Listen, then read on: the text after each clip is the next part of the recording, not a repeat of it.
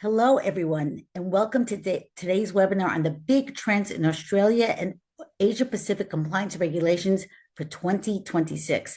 My name is Naomi Grossman. I'm the compliance manager here at VinciWorks. VinciWorks is one of the leading providers of compliance intelligence and solutions in the world. We work with over 2,000 of the world's largest companies and half of the UK's leading law firms, providing a full range of compliance training and technology. We also run webinars like this one, to bring you the latest in compliance news. We know it's tough to be a compliance officer. There are so many things to keep track of, and we are here to help with our guides, our webinars, our blogs, and really so much more. So throughout the webinar, we're going to share a few links. We'll pop them into the chat. And some information you'll be able to download and take away. We also really want to hear from you throughout this webinar. So please do keep introducing yourselves in the chat and ask us your most pressing compliance questions. And again, we will do our best to put your questions to our panel of experts who we'll introduce shortly. If we don't get to your questions throughout the webinar, we will respond by email afterwards. So just to tell you a little more about us, VinciWorks began in Australia and Hong Kong nearly 25 years ago, providing money laundering training to law firms. And we've grown quite a bit since then. But the core of how we help companies with compliance is financial crime. Every quarter, the FATF, that's the Financial Action Task Force, updates its high-risk jurisdictions list. And we collate all of that guide to every high-risk jurisdiction for both the FATF and the EU, including historical data. So even if a jurisdiction is removed from the gray list, it will stay in our guide. So you always have a source for truth for jurisdictional risks. A link to download that guide is coming up in the chat now. And just click on that link. You can download it now. Really comprehensive guide. Really helpful. Okay, let's introduce our panelists for today. Joining us is Menachem Pritzker, and he is our head of growth and our resident expert on AML, gifts and hospitality, and data protection software. So welcome, Menachem. Hi, thanks, Naomi. Really great to be here. And also joining us is Nick Henderson-Mayo, VinciWorks head of compliance, who is across all things regulation and legislation. Welcome, Nick. Thank you, Naomi. Hello to everyone. Lots to get through today. Oh, yes, there really is a lot. Absolutely. And as we said, please write your comments and questions in the chat and the Q&A. And let's get started. Let's dive into our first topic, data protection. Vietnam, India, Indonesia, Thailand. There's so much happening. Menachem, what should companies know? Great question. Let's start off with that. Data protection is definitely heating up across the whole region. So in Vietnam, a brand new personal data protection law was passed in June 2025. It takes effect at the beginning of the year on January 1st, 2026. It's modeled on global privacy laws, and that means that you need consent, data minimization, and any cross-border transfer of personal data on Vietnamese individuals would require a DPIA, a data protection impact assessment, or another adequacy mechanism. Crucially, foreign businesses that handle Vietnamese personal data will fall under this law too, and they have penalties up to 10 times turnover for any violations. Wow, 10 times. That's even bigger than GDPR, which is 4 times turnover. So I imagine for companies like gaming, casinos, payment process providers who are dealing with Vietnamese data, that's a really important law to consider. What else is happening? So India is also moving very fast here. Back in August 2023, the Indian Parliament passed the Digital Personal Data Protection Act, and a data protection board will start overseeing complaints and enforcement. So that act gives citizens the rights over all of their personal data and imposes fines for breaches.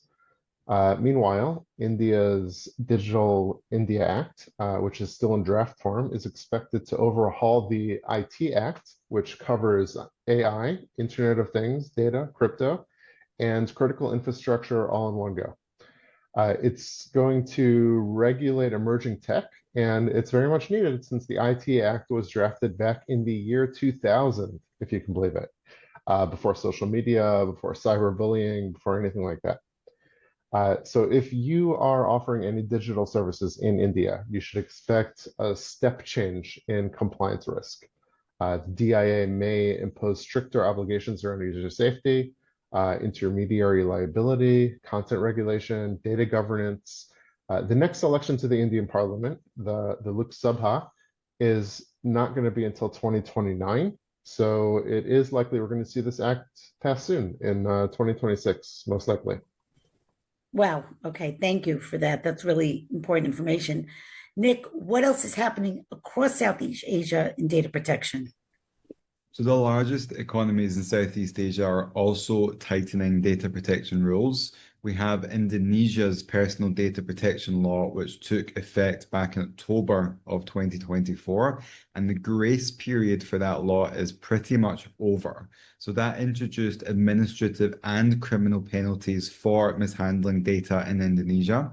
And in the last year in 2025, we've actually seen some prosecutions under this law. We've had individuals have faced criminal charges for privacy breaches under some earlier Indonesian data protection laws, but it also means that anyone processing Indonesian personal data needs to have robust policies in place, or they do risk fines and potentially even prison. And we also have Thailand's Personal Data Protection Act. That's been enforced since 2020, but it is now being enforced much more strictly than it was at any time previously. So on the 1st of August 2025, so just a few months ago, the Thailand Data Protection Committee announced 8 significant new fines worth around 21.5 million baht in total, around $600,000. And these were for breaches for things like failing to secure data and not reporting on incidents either. Wow. Okay. So it seems like Thai regulators are shifting from awareness to active enforcement. And that's a really interesting lesson for Vietnamese firms as well, because as time goes on and the legislation becomes more effective, the fines ramp up. That's exactly the pattern that we see. It's also relevant for Malaysia as well. That passed a major data protection amendments in late 2024, and that was effective this year in 2025 to the Personal Data Protection Act 2010. So that imposes new obligations on processors operating with Malaysian data, and it also raises penalties. So fines for violations have jumped to $1 million ringgit, which is around 230,000 US dollars, and potentially up to 3 years prison as well for serious violations. Now, companies in Malaysia have to make sure they've appointed data officers. They do need to have a process for notifying breaches, and they also have to offer data portability rights, which is what we've seen with GDPR as well in the EU. So basically, every major APAC economy has been upgrading its data privacy and AI governance as well. Now, obviously, there's different rules in different countries in the region, but the trend is very, very similar. We're seeing stricter controls on data across the region, bigger fines, and new rights for data subjects. So any compliance team operating in the region really needs to make sure that their data flows, especially if you're using AI, if you're transferring data across borders in Southeast Asia, because each law has specific requirements. For instance, in Vietnam, you now have to do DPIAs, as Malcolm said. India's got data board registrations, and Thailand has breach reportings. You have to make sure all of that is accounted for. Wow, really, really, really interesting and really important information. So thanks to you both. Okay, we have a poll question coming up that we really, really, really want to hear from you. Love to hear what your thoughts are on how concerned are you about data protection compliance in 2026? Are you very concerned, somewhat concerned, a little concerned, not concerned, or just don't know? And let us know in the chat, what are your concerns? And also, if you have any questions, please do put them in the chat as well, and we'll get to them. But let us know for now, how concerned are you about data protection compliance in 2026? Are you very concerned, somewhat concerned, a little concerned, not concerned, or you just don't know? And again, let us know in the chat, what are those concerns specifically? Really want to hear from all of you. Again, we're going to keep the poll up for another couple of seconds. How concerned are you about data protection compliance in 2026? So, wow, really, really interesting results. 52%, over half of you are very concerned. 38% somewhat concerned. 5% a little concerned. 0%, not surprisingly, 0% are not concerned at all. And 5% don't know. So these are really interesting results. And again, if you have any questions, put them in the chat. You don't raise your hand now because we're not going to be able to answer, but put your questions in the chat and we will try to get to them throughout. So those were really, really interesting results. Thank you for that. Okay, next up on our agenda is cryptocurrency, which is always a very, very fast moving area, and it shows no sign of slowing down in 2026. Just before we jump into this topic, we do have a guide to share on everything you need to know about cryptocurrency compliance. A link to that guide is coming up in the chat now. So feel free to click on that link and you can download the guide. Okay, Nick, what is happening in cryptocurrency? So it's really, really interesting area because really all across the region, cryptocurrency regulation is really tightening up. And I think this is actually a bit in opposition to what the Trump administration has been doing in the US by encouraging more use of cryptocurrency in regular financial institutions. So Singapore actually has been a leader in regulating cryptocurrency. It's licensed cryptocurrency exchanges a few years ago and continued in 2023 and 24 to finalize the stablecoin rules and also the custody requirements for cryptocurrency. And actually, the Monetary Authority of Singapore, MAS, has implemented its crypto custody and licensing regime back in April 2024, and then the stablecoin framework came into force in 2023. So that means it's got quite a mature cryptocurrency agenda, more than other countries in the region, perhaps. But it means that any token issuers or custodians of wallets have to be licensed in Singapore, and crucially, they have to meet very strict money laundering and know your customer obligations. So Singapore has taken compliance in this area really seriously. In 2025, we saw that the Singaporean Monetary Authority imposed fines of at least 27.5 million Singapore dollars, which is around 21 million US dollars, so not insignificant, on 9 different financial institutions for a number of money laundering and counter-terrorist financing breaches in connection with some major money laundering in cases in Singapore, which involved 3 billion Singaporean dollars worth in illicit assets. Now, the Monetary Authority of Singapore also found that a digital token services provider called Tokenized Exchange, it lacked any adequate assets to satisfy customers' claims. It failed to segregate customer assets properly and actually made false representations in its license application to be a cryptocurrency provider. So the Singaporean authorities referred it to police, and actually it's going to be an interesting case for us to follow in the next few years to see if there actually could be prison time as a result of those financial crime breaches. Wow, really interesting and interesting to keep track. And just one, I saw there was a question. There will be a recording provided right after this webinar, so you will have a recording of this. Now, Menachem, VinciWorks works very closely with firms in Hong Kong, and that jurisdiction has also been taking crypto claims pretty seriously. That is right. Hong Kong has also built up the licensing regime under the Securities and Futures Ordinance. By late 2023, the first few virtual asset trading platforms received SFC licenses, and Hong Kong is consulting now on rules for stablecoin issuers. Hong Kong also plans to exempt certain crypto investment gains from tax as an incentive to strengthen its status as a digital asset hub. I want to add also that China's stance remains strict. Retail crypto trading is still banned. They are promoting a digital form of the official currency, the digital yuan or digital RMB. but it's not really a cryptocurrency. Still, China's newly revised AML law, which was effective January of this year, explicitly covers non-bank payment platforms, which can include some crypto-related services. So, despite the allure of crypto, it does remain a significant financial crime risk. Yeah, it definitely does, particularly in the Australia and Asia Pacific region, because the most acute concern with crypto is always going to be proliferation financing that's linked to North Korea. North Korean linked cyber units and state-sponsored hacking groups routinely target exchanges, DeFi platforms, and cross-chain bridges to steal large volume of digital assets. And that's then laundered through mixing services, over-the-counter brokers, and high-velocity wallets to fund North Korea's ballistic missile and nuclear programs.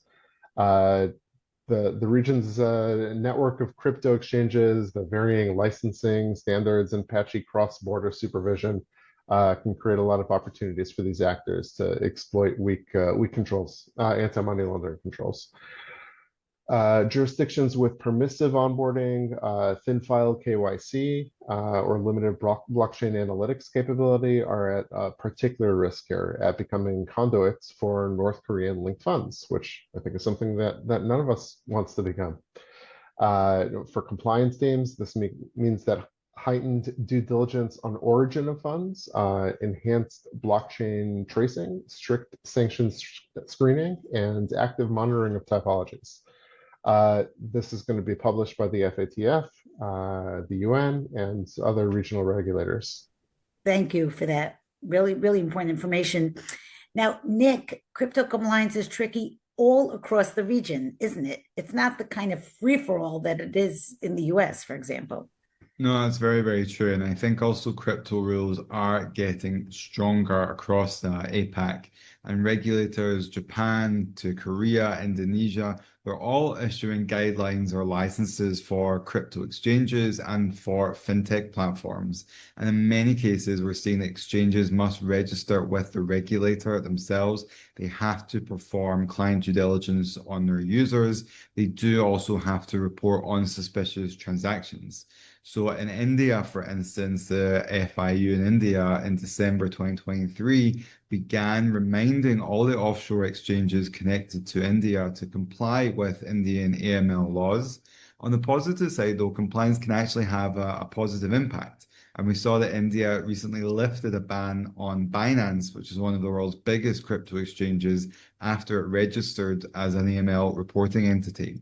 So really, to sum up, any company dealing with crypto or digital tokens in APAC does face really new and increasing licensing obligations. They do face AML and Know Your Customer KYC reporting requirements. So anyone dealing with compliance in this area really should treat digital assets like they do fiat currency. They really need to implement transaction monitoring. You do have to verify customer identities, and you do have to ensure that any tokens or wallets are not tied to illicit actors. As Malcolm said, North Korea is always the biggest risk with crypto in the region. And I think across the next year, APAC will see more regulated financial ecosystem, and that particularly includes cryptocurrency. Thank you for that. And let's hear from the audience about that. We have another poll question coming up. Want to hear from everyone here. Do you have processes in place to mitigate the risk of cryptocurrency? So the poll's coming up on your screen. Do you have processes in place to mitigate the risk of cryptocurrency? Yes, you do. No, but you're planning to. You'd like to, but you don't know what you need. No processes, or just not sure. And let us know, do you have processes in place to mitigate the risk of cryptocurrency? And let us know in the chat what processes you have in place, if you have, or what you'd like to implement. Do you have processes in place to mitigate the risk of cryptocurrency? Yes, you do. No, but you're planning to. You'd like to, but you don't know what you need. No processes, or just not sure.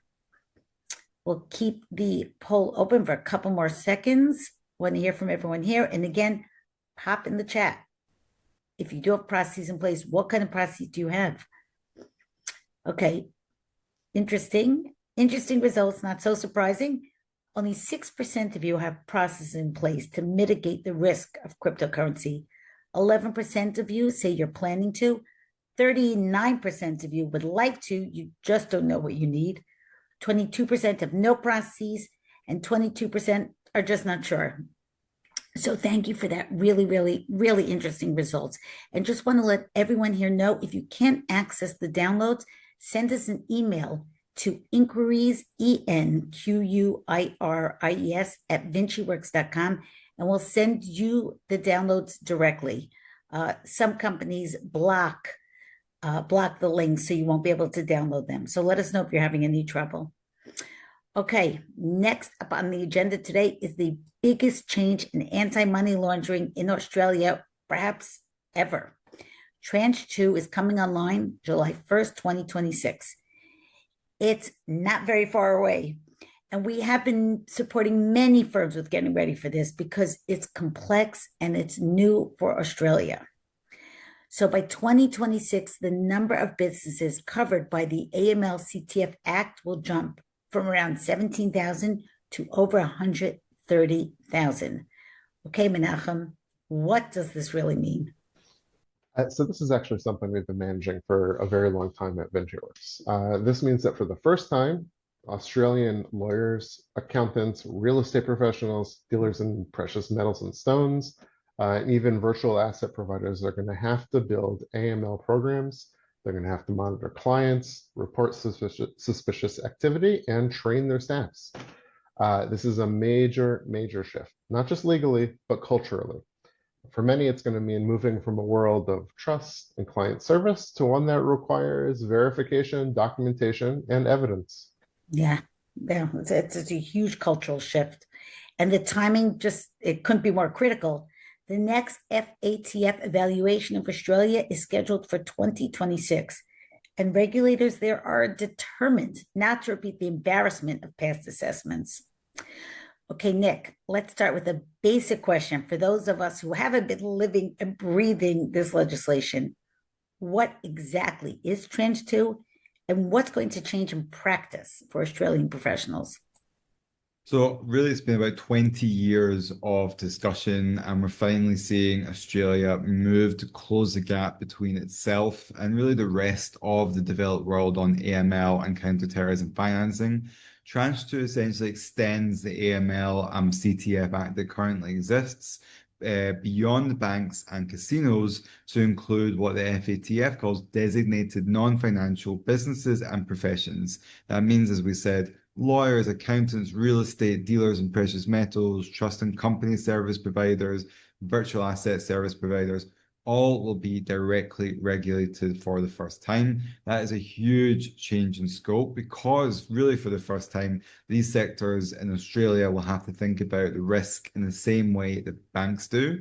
And this is obviously going to impact across the whole region. So anyone that's dealing with Australian firms will have to understand that there's going to be new requirements on identifying suspicious patterns, documenting client due diligence, and then also making judgment calls about what and who really to do business with. Wow. And it's like basically anyone who's ever said in Australia, oh, that's just for the banks, we don't need to deal with that. That's kind of about to change, isn't it? Absolutely. And so for many years, Tranche 1, which was the original AML rules, were really just focused on financial institutions, gaming, and that left this massive blind spot. And Tranche 2 is about closing that loophole. Well, and of course, one of the most important updates this month is that AUSTRAC just released its official Tranche 2 guidance. And this is the document that sets out exactly how the new obligations will work, who's in scope, and what AUSTRAC expects firms to start doing now. Yeah, and this guidance is not just a roadmap for every new reporting entity in Australia. If you are in across the APAC region and have really any links with Australian law firms, financial services firms, obviously Australia is a key part of the APAC region, and I think it's important to understand what AUSTRAC expects because this will have a knock-on effect across the region. So that the guidance explains how the AML CTF Act and rules will change, what services are going to fall under regulation, because it's not everything, and how to interpret phrases like, you must versus we expect and you may. So there is quite a lot of legal terminology to understand. And it also sets out AUSTRAC's recommended order to understand if you're regulated, then your obligations, and then finally actually how to build an AML program if you haven't done that before, because this will be new for some people. And I think it's important to make sure that everyone knows AUSTRAC. I said this is not background reading. It's not really doing it for fun. Their guidance is the foundation of how they'll assess compliance. So the guidance will give you examples of what proportionate risk-based approaches to AML approaches will look like. There's online tools also to see even if you're captured. And then we're going to see some sector-specific guidance coming in January 2026. So for lawyers, accountants, and real estate in Australia, but also those in the region dealing with those counterparts in Australia, they will get some more specific guidance from AUSTRAC. But following that initial guidance, really the key message from AUSTRAC is don't wait. Start thinking about it now, start identifying the risks, and then prepare your AML program early.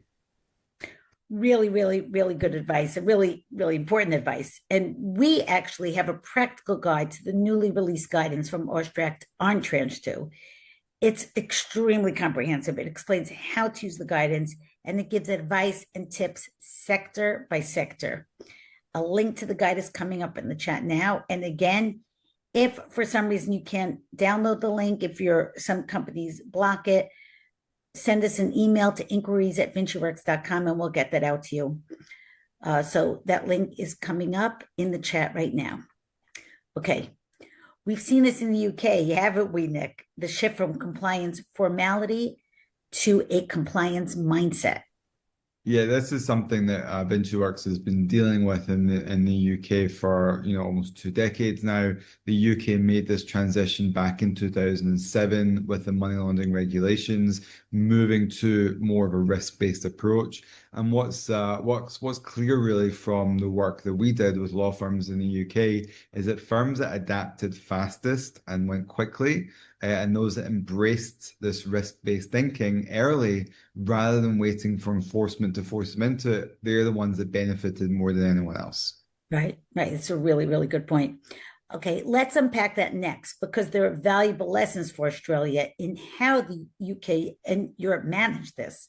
So, Menachem, what can Australian professionals learn from the UK's journey, especially kind of how they built out that risk-based approach? So I think the key lesson from the UK and from Europe is that compliance is not just about knowing your client, it's about understanding them. The UK learned this the hard way. So when they first rolled out AML rules for lawyers and accountants back in 2007, everyone was scrambling to build checklists. But checklists are not great at catching patterns. They don't tell you when a client story doesn't add up or when something just kind of feels off. There's no box you can check for that. The UK regulators quickly realized that having that sort of tick box mentality wasn't enough. And as a result of this, the whole framework shifted towards what we now call the risk-based approach. That's the idea that you tailor your level of scrutiny to the level of risk. So if a client is buying a £3 million apartment in cash through a shell company in the British Virgin Islands, that's not the same as a suburban conveyance for a first-time home buyer. Well, yeah, really good point. It's just not like a one size fits all. It's proportional. Exactly, it really is. And the regulators expect you to show your work. So if you decide not to do enhanced due diligence, for instance, you need to be able to explain why. Documentation here is everything. And I think that's where the culture really comes in. The most successful firms in the UK are the ones where compliance isn't siloed in one person's inbox. Everyone from partners to receptionists needs to learn how to spot red flags, and they're all part of the AML analysis journey. So you need to be asking, does the client's story make sense? Is the transaction consistent with what we know about them? Are we being pressured to skip checks or move unusually fast on this? These are very simple questions. They're easy to answer, and they have prevented countless cases of laundering and reputational damage. Thank you for that. And I really, really like that question. Does this story make sense? It's like such a human question, but it's kind of also a perfect compliance question, isn't it, Nick? Yeah, definitely. I think that's the one thing that technology and even AI can't really replace. Tools like automated KYC and sanction screening, all of these help. All of these are tools that we can use, but ultimately human judgment still drives effective compliance. And that is, I think, one thing that UK and EU did really well, especially after a number of FATF evaluations, was embedding that judgment into the regulatory expectations. That's a really difficult thing for legislation to do, and I think is what Australia is trying to replicate. Firms are expected to demonstrate not just that they follow procedure, it's not just about ticking a box, although that is important to do in itself, but that the risk assessment makes sense in the context of the work you're doing. So, for example, in England and Wales, the SRA, which is the Solicitors Regulation Authority in England and Wales, they require a firm-wide risk assessment that has to be reviewed regularly. It has to be signed off by senior management. It's not optional, and it's the foundation for any company's AML program, and that is the expectation they expect to see from everybody. Thank you for that. It's really, really, I think, helpful for people to understand that. And before we move on, I just wanted to ask Menachem to discuss our automated AML solution, OmniTrack. Now, Menachem, how does OmniTrack, practically speaking, help Australian firms with AML compliance? So just to say quickly, that although Australia is the country that's catching up with AML, OmniTrack is already used by law firms and financial service firms and other companies all around the world to manage AML, and across multiple jurisdictions as well, including Australia. OmniTrack helps by turning your AML program into a structured workflow that fully aligns with local AML legislation. It automates client due diligence, risk assessments, and ongoing monitoring, all in one system. So instead of relying on manual processes, spreadsheets, or emails, compliance teams get a clear, auditable process that aligns with the Australian AML rules and your own internal policies. Thank you for that. And can you walk us through how OmniTrack handles the client due diligence side, like the know your customer piece? Sure. So OmniTrack is based on best practice AML templates, which have been written together with top international law firms. Every workflow is 100% customizable, which means that it can be adapted to fit within your firm's specific requirements. So whether you want to share with clients as your starting point or keep it with your internal teams to capture KYC information, any option is possible. We integrate with a lot of different third-party background check providers, such as WorldCheck, ThirdFort, and Credas. We also have a robust API, which means that if you have a different preferred supplier, this can also be integrated pretty easily. So, and how does OmniTrack deal with like risk levels? Do you have risk scoring? How does OmniTrack decide if a client is low or medium risk or high risk? So you decide. OmniTrack is built-in scoring mechanism that can use configurable criteria based on your firm's risk appetite. So for example, you can assign points for factors like client type, geography, product risk, or transaction value. You can also choose a system that automatically calculates a risk score. It applies your thresholds and flags high-risk clients for enhanced due diligence. Now, it is important to note that even if you do plan on using scoring to help with your risk assessment, it's strongly advised by all regulators that you also write some free text, just an open text answer to show why you agree or disagree with this risk level. The regulators, again, like we discussed earlier, they don't want the AML exercise to just be a tick box exercise. Yeah, such an important point. And what about ongoing monitoring? Like AUSTRAC expects continuous oversight. How does OmniTrack handle that? So we automate, OmniTrack automates ongoing due diligence. It tracks review cycles for every client and automatically notifies staff when a review or re-verification is due. So this is all based on the risk level that has been assigned. So for example, if it's high risk, it might require monitoring after 6 months, and lower risk might be once every 2 years. If anything changes, like if a client's risk level increases or a PEP check comes back positive, the system can trigger a workflow for escalation. That means you're not just compliant at onboarding, but you stay compliant over the lifetime of the client relationship. So regulators always ask for evidence. How easy is it to show compliance in OmniTrack? Very easy. That's one of OmniTrack's strongest features. Every action, including who recorded it, when, and why, it's automatically logged. You can generate instant reports for internal audits or AUSTRAC reviews, showing client risk ratings, due diligence records, and review history. It also gives you a single source of truth that auditors love, with everything timestamped and stored securely. It's good to give things that auditors love. Now, can OmniTrack integrate with other tools that are already in use, like, let's say, a company billing system or the CRM? Yeah, so OmniTrack is designed to integrate smoothly with all of your existing systems. You can push client data in automatically, you can pull risk reports out to dashboards, or you can connect with digital ID verification tools. It reduces duplication and keeps your data clean across all platforms. Thank you for that, Menachem. Really, really helpful. And if someone who is on the webinar wants to explore OmniTrack, so whether you're in Australia or not, we'd love to show you a personalized walkthrough tailored to your AML CTF program. So write OmniTrack in the chat now, and someone will be in touch. Demonstrate how OmniTrack fits your processes, automates your risk controls, and helps you stay AUSTRAC ready, or really can help you wherever you are. Write OmniTrack in the chat now. Someone will be in touch. Okay, let's ask the audience about this also. It's not just for Australian firms, but we want to hear from everyone. Does your firm currently have a documented AML risk assessment process? Yes, and it's reviewed regularly. Yes, but it's basic or outdated. No, but we're planning to create one. No, and we're just not sure how to start, or not sure.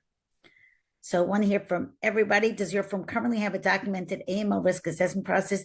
And if you do have one, pop in the chat. What is it? What are you using? Or even if it's basic or outdated, what systems are you using?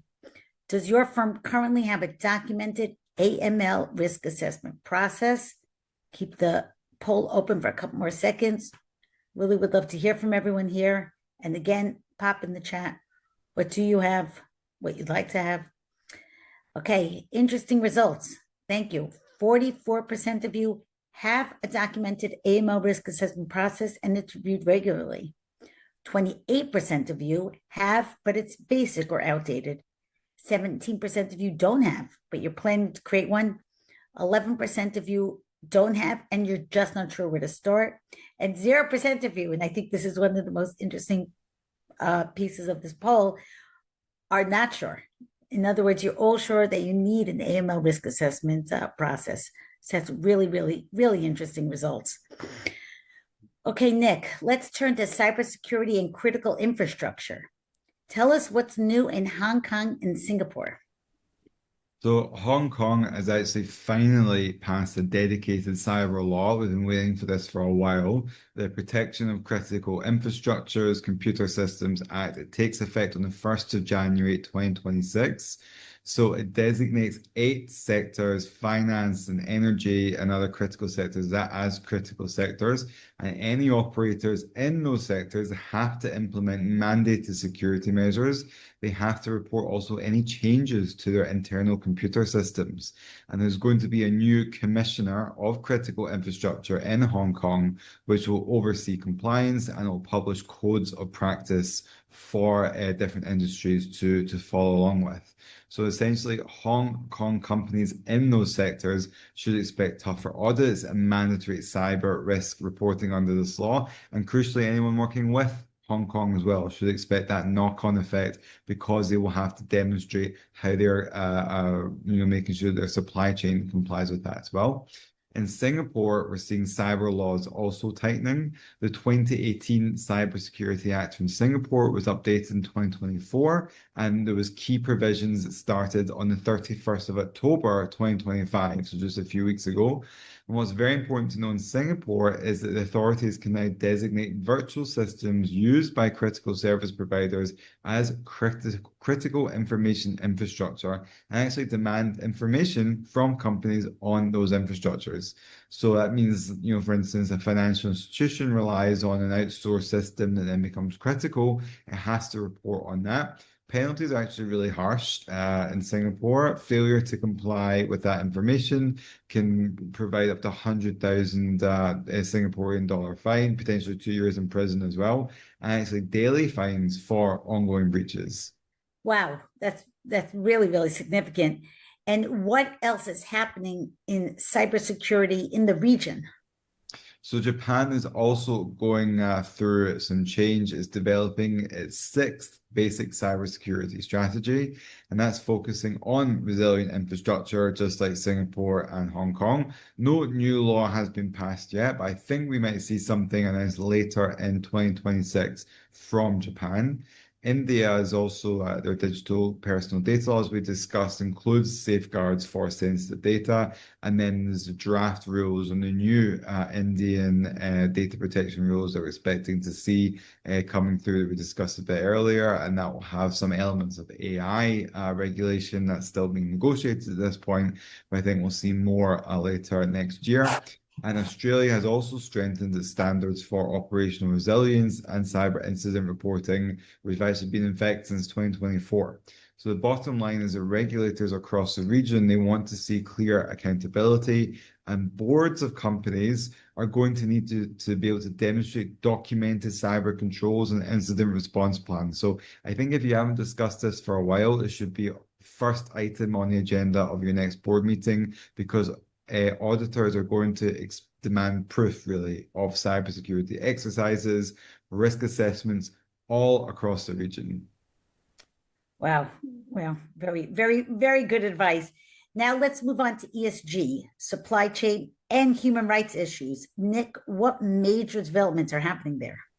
So we've got both climate and human rights compliance are kind of front of mind really across the region. Japan now has binding roadmaps for sustainability disclosures. The Financial Services Agency of Japan said in July of this year that large listed firms on Tokyo's prime market will need mandatory climate and ESG reporting. That's to be phased in by 2027 through 2029, depending on the size. Not actually very long to go, because if you have to report for 2027, that means you need to start collecting the data most likely in 2026. So Japan also has a new sustainability standards board, which released disclosure standards in March 2025, and that's aligned with the international ISSB and TCFD frameworks. So that really means if you're a big Japanese public company with a market cap greater than 500 billion Japanese yen, you have to report governance, strategy, risk management, and your greenhouse gas metrics. And that's all similar to the global sustainability disclosure standards, which have been issued by the ISSB, but that starts in fiscal year 2027. So climate reporting is mandatory in Japan, with third-party assurance to follow quite soon. Thank you for that. And modern slavery is also getting more attention, isn't it? That's right. We're seeing modern slavery developments in Australia and New Zealand. Both of those countries have had modern slavery laws on the books since 2018 and 2019, respectively. That's very similar in scope to the UK's Modern Slavery Act, although slightly less expansive. But it means that any large businesses working in Australia and New Zealand should be auditing and publicly reporting on their forced labour risks in their supply chains annually. So you need to be reviewing it every year. For example, Australia's regulator has flagged that penalties for inadequate modern slavery statements may be coming. And I think we're also seeing New Zealand is sharpening a focus on due diligence as well. Thank you. Thank you. Really good to know. And we do have a guide to global modern slavery laws that's coming up in the chat now. Again, if you can't download it, send us an email to inquiries@vinciworks.com and we'll get that out to you. Really very comprehensive guide that's really helpful. Now, Menachem, we haven't talked much about South Korea yet, but they also have a new regulation coming up on human rights and ESG, don't they? That's right. They do. South Korea is making a very big move. There's a new bill called the Act on the Protection of Human Rights and the Environment for Sustainable Business Management. and that was reintroduced in June of this year. If passed, it's going to require Korean companies with more than 500 employees or more than 200 billion in revenue to conduct mandatory human rights and environmental due diligence across their entire value chains. Companies must identify, mitigate, and remedy any adverse impacts like forced labor, deforestation, and things like that. Importantly, failure to do so could trigger both fines and criminal liability. This is poised to be Asia's first law of its kind. So in APAC, leaders need to brace for mandatory climate disclosures in Japan and heightened slavery and human rights scrutiny in South Korea, Australia, and New Zealand. This affects every industry: manufacturing, mining, retail, services. No one is exempt if they source or operate internationally. Thank you for that. Really, really important information. Now, let's get to another poll question. Does your organization train staff to spot the signs of modern slavery in supply chain? I think this is really, really important question. Does your organization train staff to spot the signs of modern slavery in supply chain? Yes, it's part of your regular training. You did it once. No, but you'd like to. No plans to do so, or not sure. So really want to hear from everyone here, and pop into the chat what you do. What's the training you use? If you don't use training, if you'd like to, we just want to hear from you. Does your organization train staff to spot the signs of modern slavery in supply chains? We'll keep the poll question open for a couple more seconds, and here are the results. 20% of you say it's part of your regular training. 20% said you did it once. 27% of you say you know, but you'd like to. 13% have no plans to do so, and 20% are just not sure. So thank you for that, and really interesting results, and really spread out. Okay, let's move on to our final selection, and arguably one of the most important compliance issues in the region, and that is bribery and corruption. Now, I want to share, before we start, our guide to bribery among public officials around the world with some really interesting and relevant case studies to examine. And the link to that is coming up in the chat right now. And again, if you can't download it, send us an email, inquiries@VinciWorks.com. We'll get that over to you. Okay, Menachem, what is the latest from China? So bribery enforcement is definitely stepping up in China. Authorities have made anti-corruption a priority. This year, they revised the anti-unfair competition law, which is China's key commercial bribery statute. The 2025 law, which is already in effect, explicitly bans both giving and taking commercial bribes. It raises the maximum corporate fines to 5 million yuan, about $700,000 and it imposes personal fines up to 1 million yuan for individuals involved. It even has a broad long-arm clause for conduct abroad affecting China. Enforcement numbers are staggering here. In 2024, Chinese prosecutors concluded over 30,000 corruption cases. That's 22% more than in 2023. And over 5,000 individuals were prosecuted for bribery alone, which is up by 18%. So companies doing business in China must be vigilant about bribery risks. Wow. And we're also seeing more investigations across the region, aren't we? That's right. So for example, Indonesian authorities arrested senior executives from a state energy firm in a major corruption case. Malaysia is also charged a businessman for bribery involving government officials, and the Singapore Link Company. Meanwhile, regulators in places like Hong Kong and Singapore also keep up pressure on foreign and domestic firms alike. Thank you for that. And Nick, it's so important to train staff on spotting the signs of bribery, especially around gifts and hospitality, isn't it? That's right. I mean, gifts and hospitality is really the overlooked compliance challenge with a lot of these things. It's so easy to think, what's a few sports tickets between suppliers, or why not treat your international partners to a little bit of hospitality? But almost every country in the world has laws around gifts and hospitality. particularly when it comes to public officials. And we've seen some very significant institutions rocked by corruption at the highest level. Yeah, it's so true. We have seen that. So, what kind of things do companies have to think about when it comes to this training? So staff is really the front line of any business, and they need to be able to identify the problem of bribery. They need to know what to look out for. They need to be able to recognize warning signs that something untoward could be happening. It could start with giving a gift. It could start with doing a favor, nepotism, favoritism. All of these things can lead to really serious consequences. And most people want to do the right thing, but the problem with gifts and hospitality is what seems like the right thing can actually be quite wrong. So helping a friend get a job is a good thing, but what happens after that? What if the friend feels beholden for the favor and starts, sending business your way? Or what about looking after the interests of the business? Spending a small amount of money on a kickback to a certain public official might seem like a small price to pay to keep a business going, especially if the alternative is much more serious. But that can ultimately cost the business in financial penalties, reputational damage, and in some cases, even prison.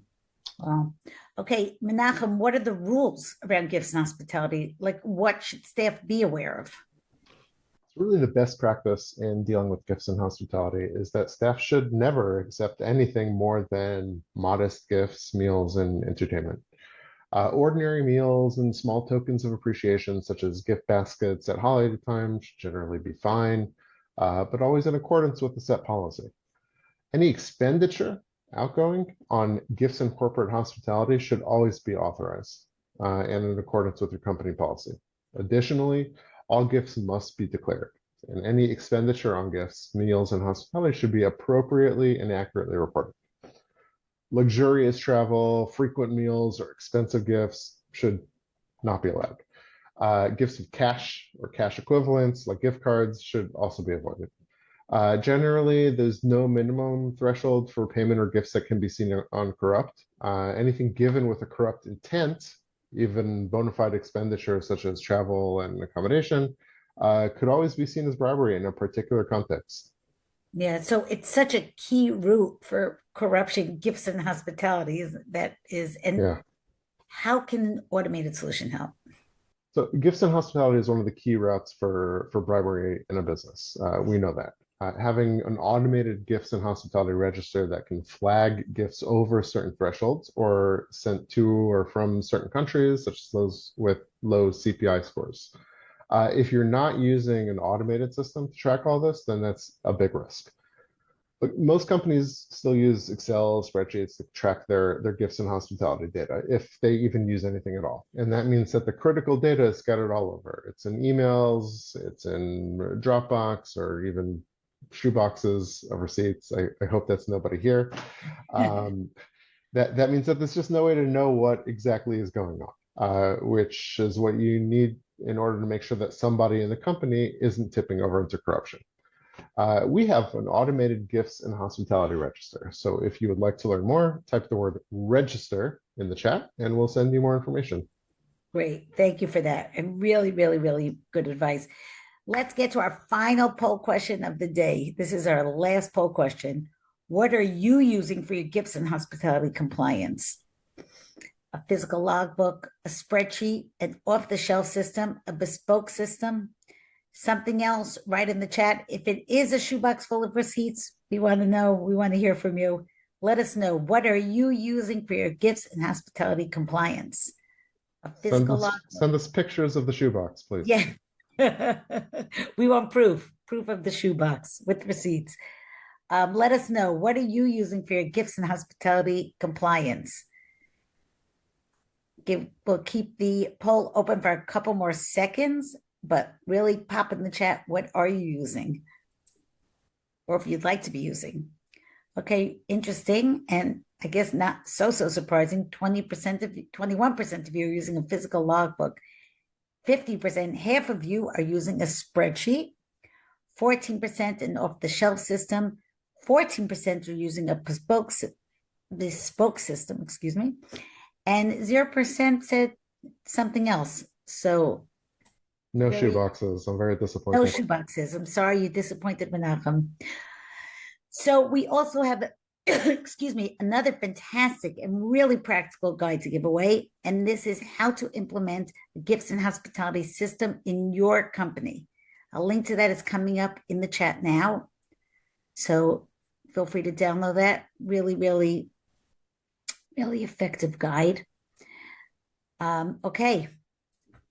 Thank you all. That's almost all the time we have today. But just before we go, let's take a quick look at all the major elections coming up in 2026 and where a possible change of government might impact compliance. Nick, the biggest upcoming election in the region in 2026 will be Bangladesh. Isn't that right? Yeah, so we've got a national parliamentary election is tentatively planned for April 2026.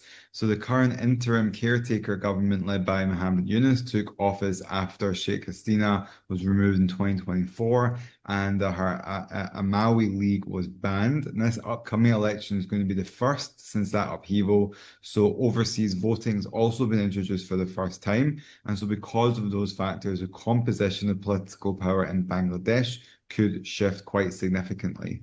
Wow, that's really, that is big news. Keep an eye on that. And Menachem, what about in India? So there's a few state level elections that could be significant.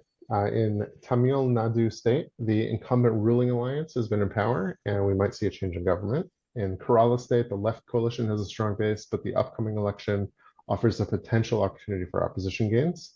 And in Assam state, the ruling alliance has a sizable majority, yet state elections always bring surprises in India.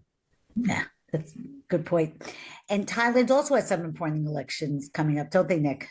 Yeah, Thailand has cycled through several prime ministers since 2023, and the current PM, Anutin, leads a fragile coalition. A lot of economic pressures, court-driven leadership changes also in Thailand. So we're expecting to see an election sometime between March to April 2026, which might bring some stability. And in New Zealand, we're also expecting an election by the end of next year. Is that right, Menachem? Yeah, a general election in New Zealand is due by December of next year, 2026. This is a center-right three-party arrangement led by the National Party, but there's been a lot of policy tensions. The opposition Labour Party are also in a very strong position in New Zealand right now. So if we see a change in government, it's possible we could expect a wave of new regulation coming in 2027. Oh, important. Keep an eye on that. Now we'll look beyond the region. We have the U.S. midterms, November 2026, with a new Congress installed in 2027. Yeah, and this is always going to be a significant election for the region because it will really define the second half of President Trump's final term in office. Remember that the US House of Representatives is currently on a knife edge. We've just seen a weeks-long government shutdown despite the Republicans controlling all three branches of government. If the House shifts to Democrat control or remains in this kind of limbo, this could really affect policies that impact on APAC region, like trade relations, potentially even slow down the adoption of new regulations around things like data and AI. So it will be quite significant for the region, no matter what happens in November 2026. Wow. Yeah. And we'll be sure to keep an eye on all of that. So keep checking our blog because we keep everyone updated on an ongoing basis with all these really, really important updates. And just want to thank everyone here for coming. And there's really a lot to think about from what we covered in this webinar. Want to thank Nick, our great panelists, Nick and Menachem, for being here with us. And remember, you can listen to this again and any other programs from us on your favorite podcast provider. Bye for now.